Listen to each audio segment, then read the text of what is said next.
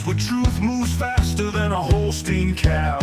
No waiting on some pretty page. We're charting new ground in the digital age. From genomic codes to row-wide facts, we cut through the noise, no holding back.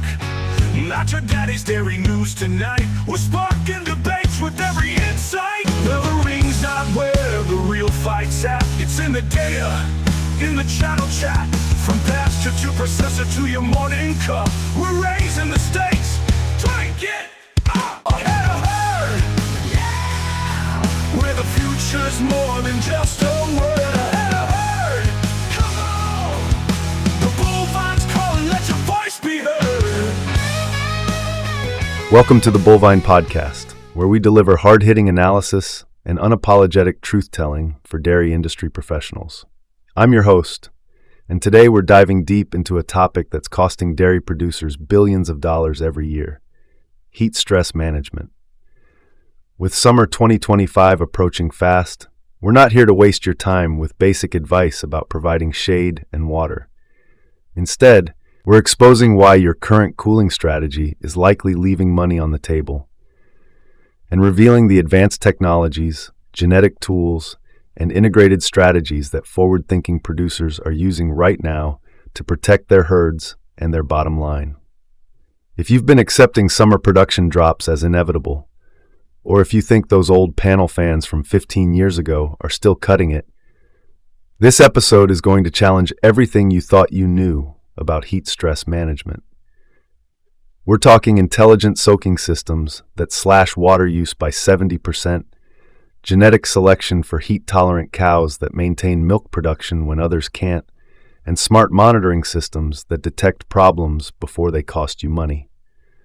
The uncomfortable truth?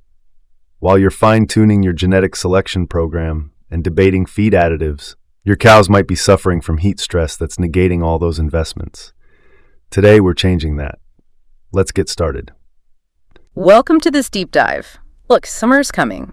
And if you're in dairy, you know exactly what that means for your cows and your bottom line, heat stress. Yep. But what if the way we've always handled it just isn't enough anymore? That's really the core question we're tackling today, isn't it? We're digging into why the, let's say, traditional approaches to cooling cows are falling behind. Right. And exploring the kind of advanced integrated strategies that, top producers are adopting right now. It's really about getting ahead of heat stress before it costs you big money. And our source material for this dive, it's a sharp piece from www.thebullvine.com. The title is Heat Stress 2.0, Why Your Current Cooling Strategy is Costing You Big Money. It's less about the basics you already know, shade and water and all that, and more about the cutting edge stuff. Precisely. Yeah. Our mission here is to pull out the key insights from this Bullvine article. Not just the problem, which we all know is bad, but the modern solutions. Things involving smart tech in the barn, genetics, nutrition. And the economics. Can't forget that. Absolutely. Yeah. And crucially, the real economic impact that drives the need for change. Okay, so let's unpack what this article underscores right off the bat.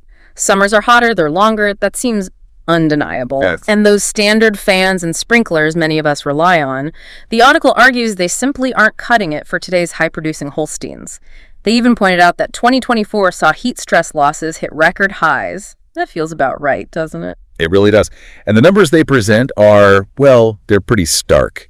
This piece estimates the U.S. dairy industry is losing around $1.5 billion annually, just from heat stress and lactating calves. Wow, $1.5 billion. But what really jumped out at me was how much it varies farm to farm.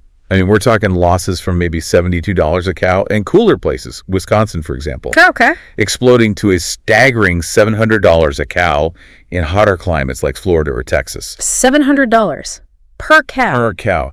That kind of spread just demands a closer look at why some farms are weathering it so much better than others.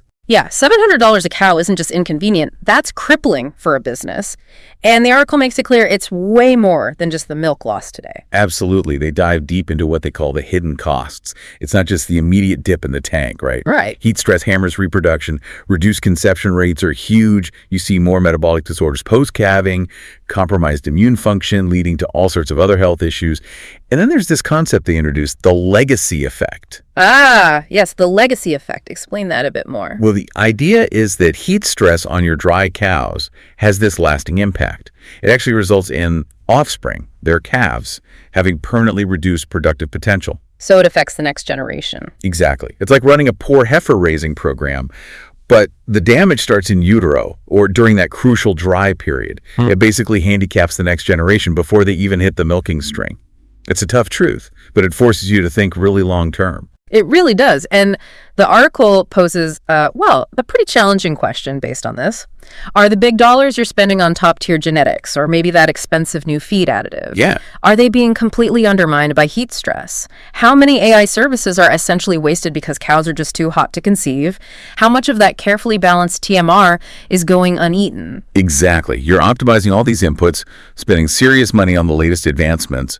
But if the cow's environment isn't managed properly, a significant chunk of that investment is just, it's evaporating. The authors are very clear. They aren't spending time on the basics like shade and water access.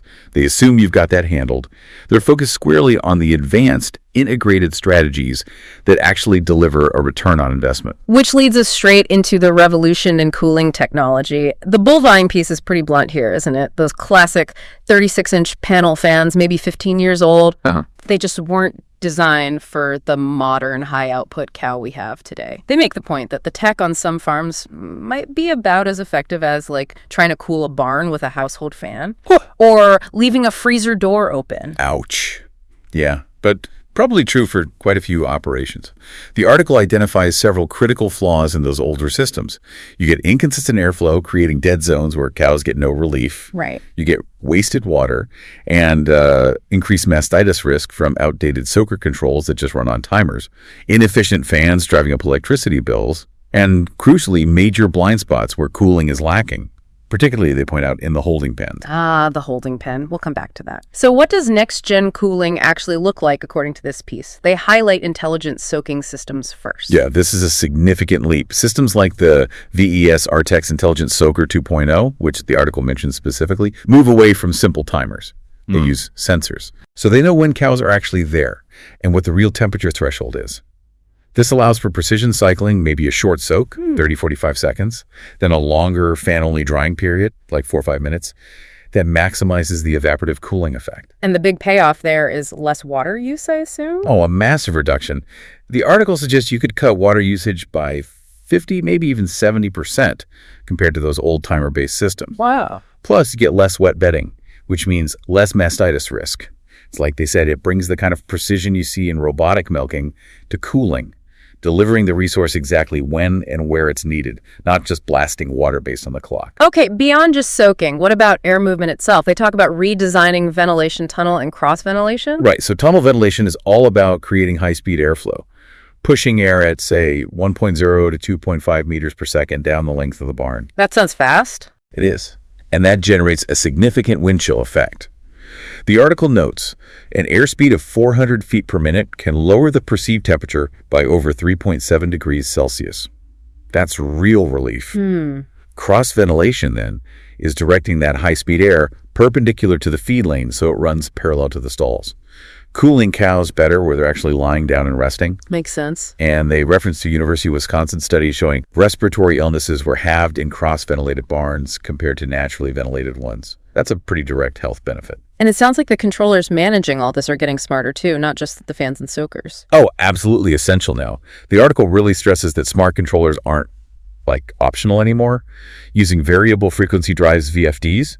Ah, the variable speed drives? Exactly. The fans aren't just on or off. Their speed adjusts gradually based on real-time data from multiple sensors and, sophisticated algorithms. So it optimizes everything. Right. Optimizes the cooling power while minimizing resource use, water, and electricity. They mentioned a California study showing these optimized controllers cut electricity use by 28% annually compared to old thermostat setups. It's like, managing your TMR mix with precision scales versus just guessing with a shovel. Okay, the tech sounds impressive, but it always comes down to the bottom line, the ROI.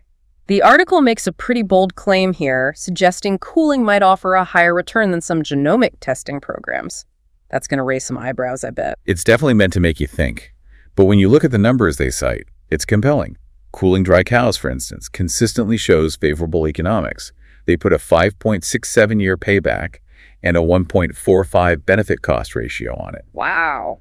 Profitable even at $13.50 milk, they say, for farms with over 100 heat stress days a year. And the piece suggests tunnel ventilation can justify an extra investment of up to $332 per cow space, just based on preventing those milk losses alone. And even the specific type of fan you buy matters that much. It's pivotal, according to the article. An inefficient fan can nearly double the system's operating cost over its lifespan. They basically say choosing the right fan is as critical a decision as selecting the right genetics for your herd's future.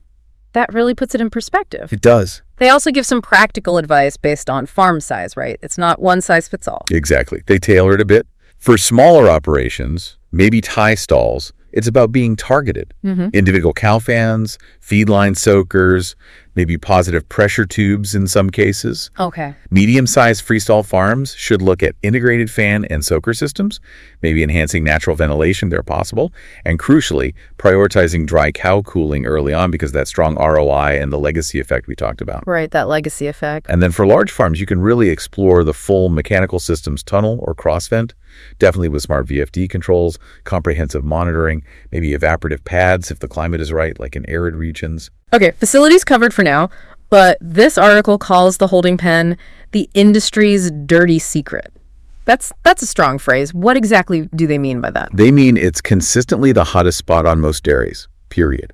And it gets the least investment in cooling, generally speaking. Think about it. You gather cows, often tightly packed, in a confined building right before milking, often with just terrible ventilation, if any. They highlight the impact.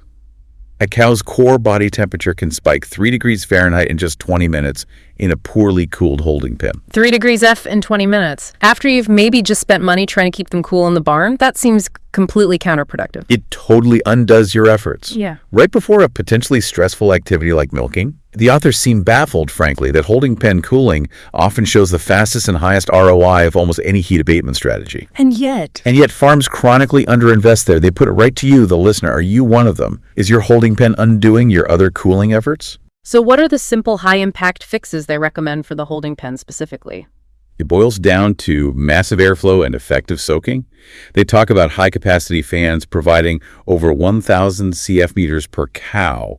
That's a lot of air. Okay. Soakers designed with large water droplets and overlapping spray patterns, so you really soak the cows effectively, not just mist them. Open sidewalls, they suggest over 60% open if possible to maximize natural airflow when the fans aren't running full tilt.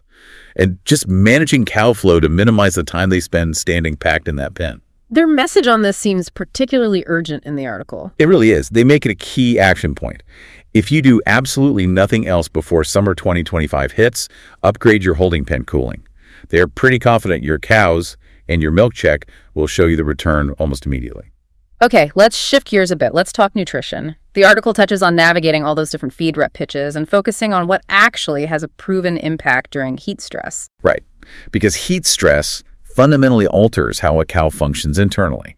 It reduces her dry matter intake, it can mess with rumen health, and it increases her maintenance energy needs just to try and stay cool. So nutrition has to adapt. Exactly. Nutrition plays a vital role in counteracting that, but you need strategies that are actually backed by solid science, not just marketing hype. What specific additives or strategies does the bovine piece endorse then?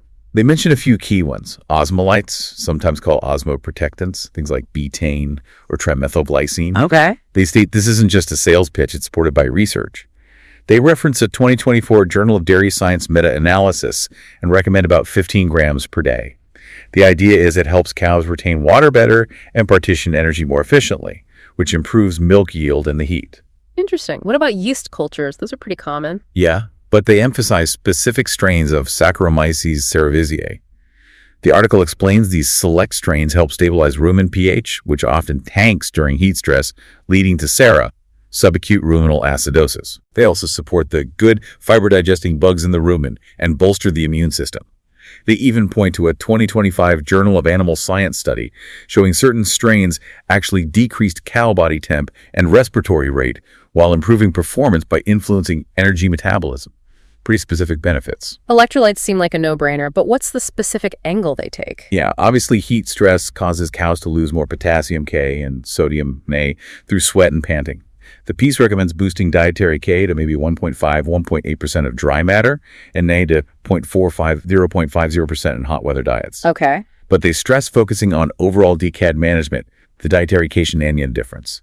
Basically, aiming for a more positive DCAD in the diet helps buffer the cow's system, counteracting the metabolic acidosis that can happen with heavy panting.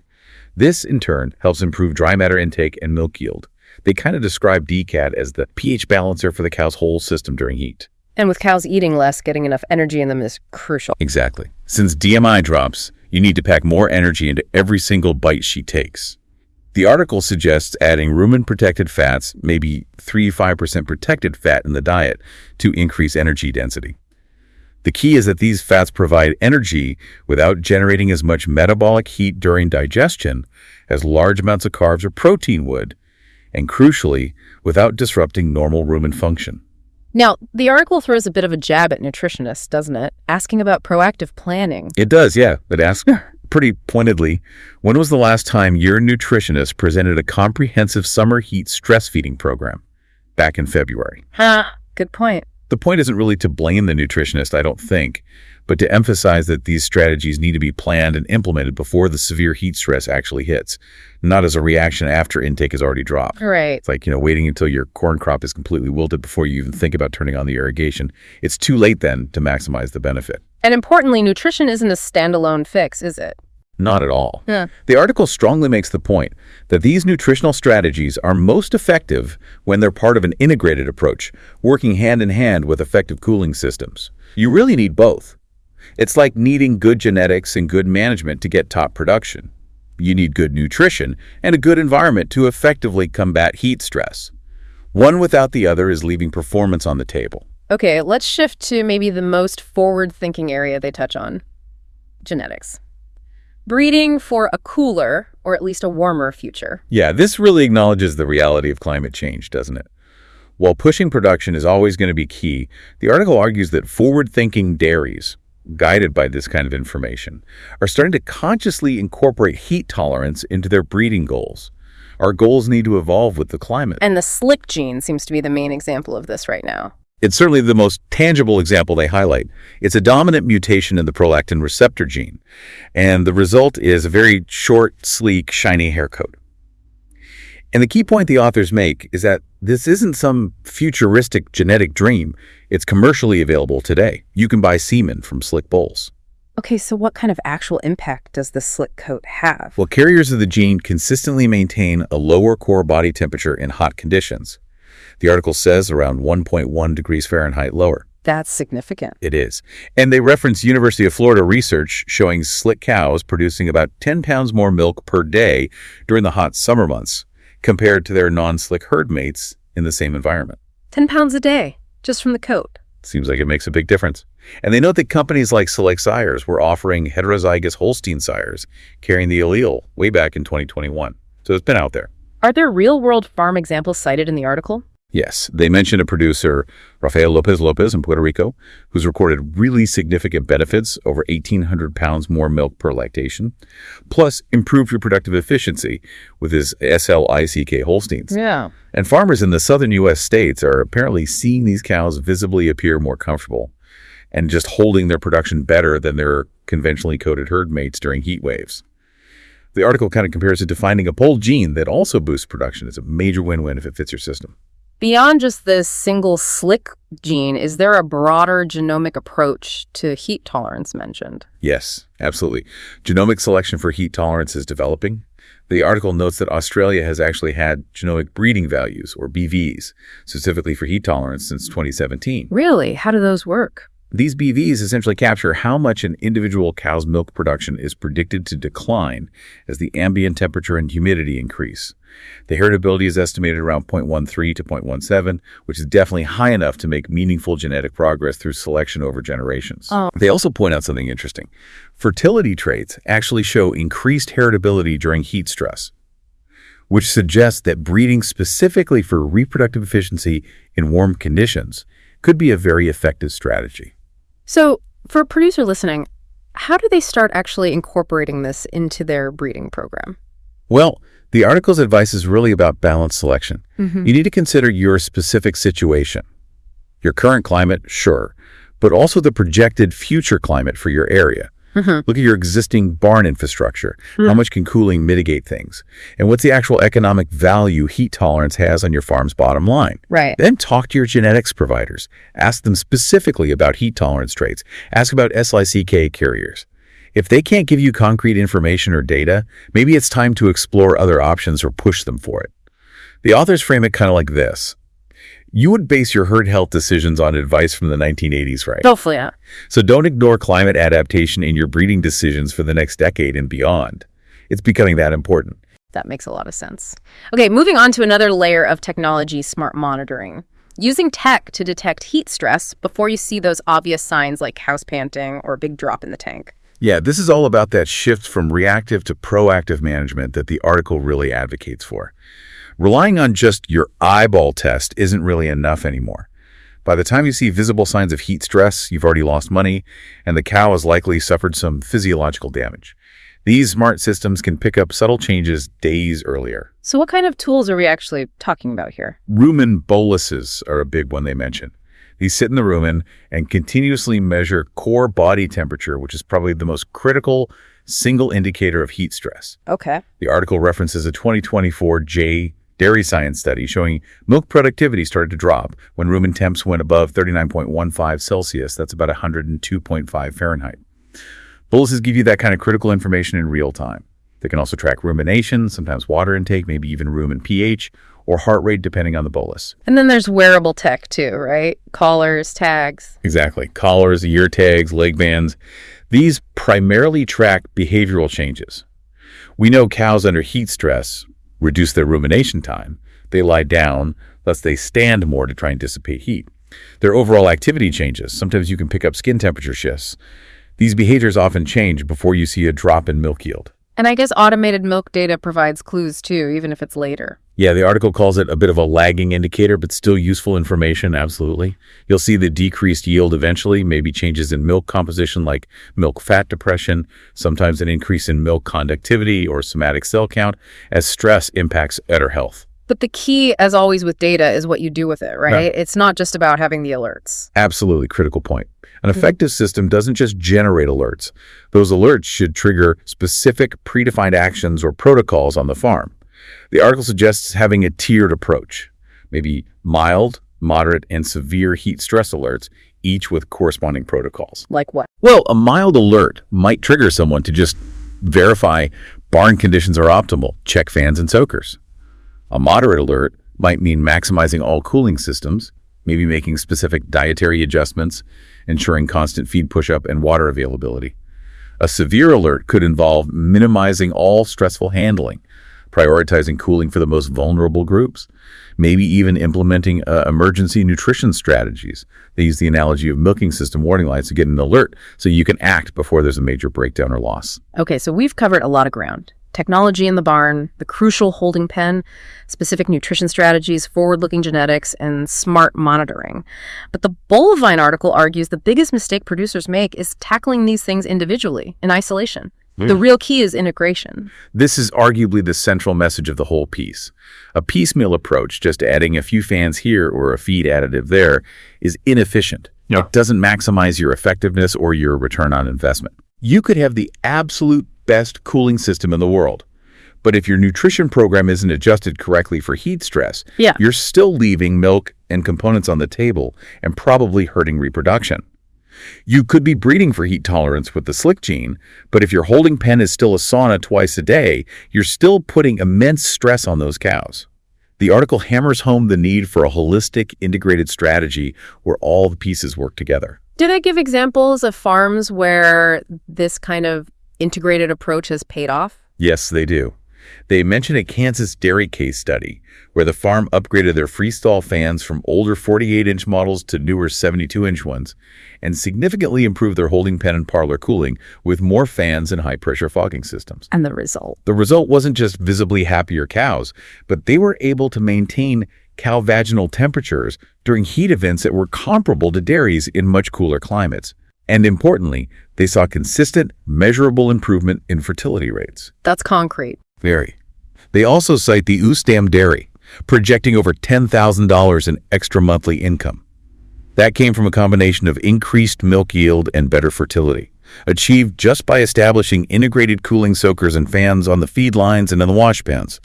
Those are powerful financial examples. Okay, so for the producer listening right now, maybe feeling a bit overwhelmed but wanting to take action, what's the practical action plan for 2025 according to this Bullvine article? Where do they even start? The authors lay out a pretty clear 3-step process, which I think is helpful. Step 1, conduct a vulnerability audit. An audit? Sounds serious. Well, it just means honestly assessing your farm's specific weak points when it comes to heat.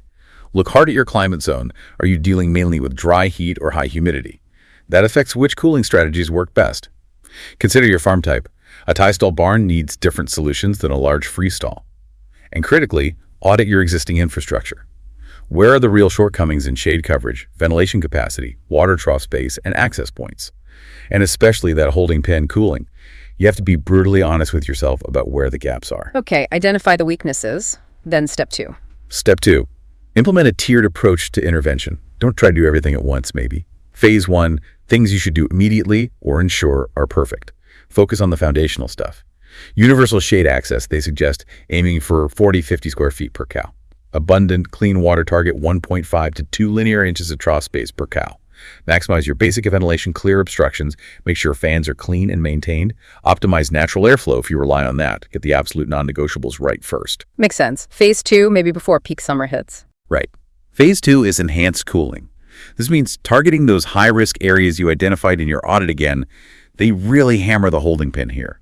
It's also the time to improve dry cow cooling, remembering that strong ROI and the legacy effect on future generations.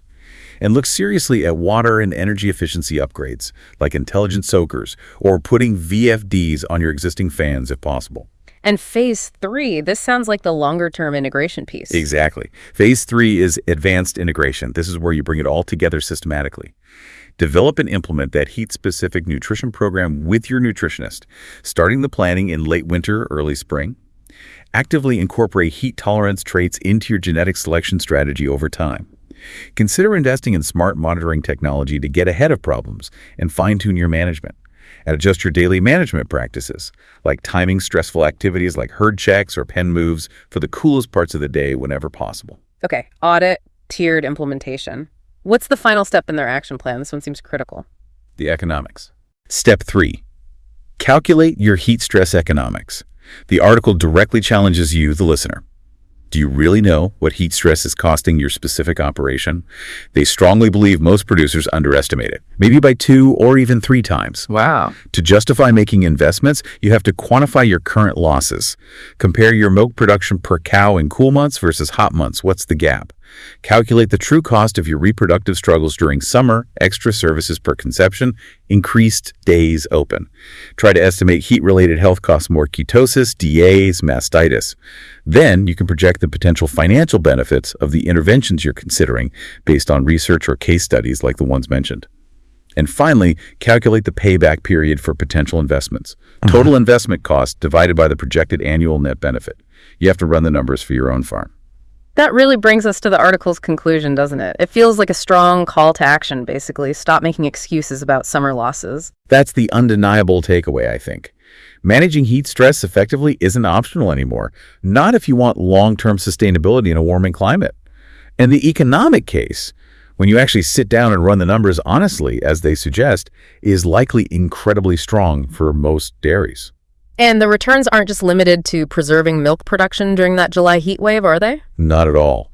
The article does a good job summarizing the comprehensive benefits you get from an integrated approach. Yes, preserved milk production, absolutely. Yeah.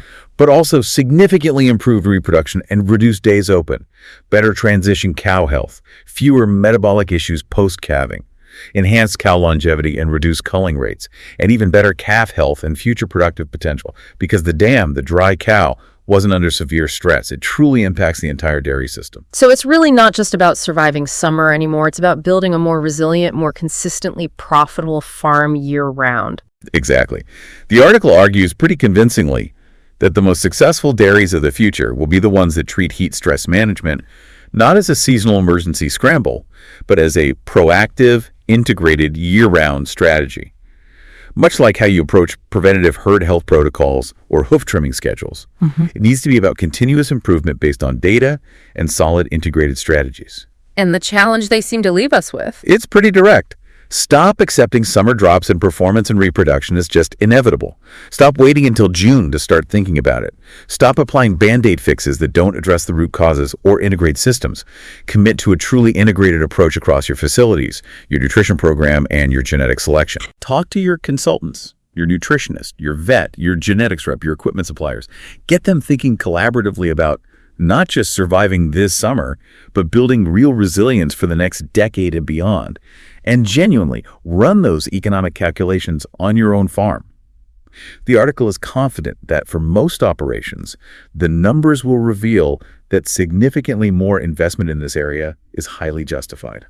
The final point the authors leave us with is pretty powerful. I thought, will you choose to address heat stress reactively, scrambling after the losses are already hitting your bottom line, or proactively, using the advanced tools and integrated strategies that are available today? That decision really impacts your profitability and the long-term sustainability of your operation for years to come. The question is, are you ready to move beyond just basic cooling fans and sprinklers and really implement heat stress management 2.0? Your cows and probably your bank account will thank you if you do. That really forces you to think about the future, doesn't it? Here's a final thought, building on that.